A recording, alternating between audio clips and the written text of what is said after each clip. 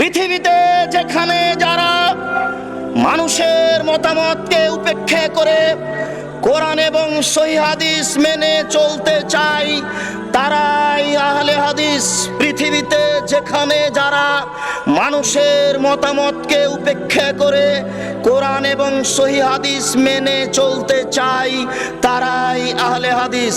পৃথিবীতে যেখানে যারা মানুষের মতামতকে উপেক্ষা করে কোরআন এবং সহিহ হাদিস মেনে চলতে চায় তারাই আহলে হাদিস। আর একটি কথা মনে রাখবেন, পৃথিবীতে হিন্দু বিদ্বান হোক, ইহুদি খ্রিস্টান বিদ্বান হোক, মুসলমান বিদ্বান হোক, কলমে লিখতে গিয়ে ইসলামী দলগুলিকে উল্লেখ করে যাদেরকে মুক্তিপ্রাপ্ত দল বলে ঘোষণা করেছেন সেই দলটার নাম হচ্ছে আহলে হাদিস।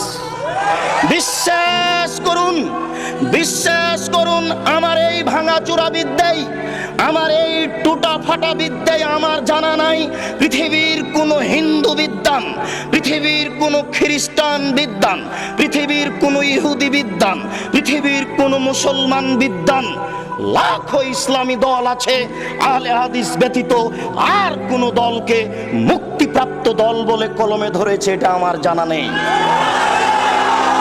অতএব কথাটা আপনি আবারও বিবেচনা করে ভেবে দেখুন, পৃথিবীতে কোনো বিদ্বান কোন ইসলামী দলকে মুক্তিপ্রাপ্ত দল বলে কলমে উল্লেখ করেছে এটা আমার ভাঙাচোরা বিদ্যায় জানা নেই।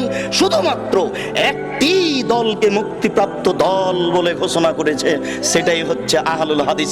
পৃথিবীতে যারা মানুষের মতামতকে উপেক্ষা করে কোরআন এবং সহিহ হাদিস মেনে চলতে চায় তারাই আহলে হাদিস।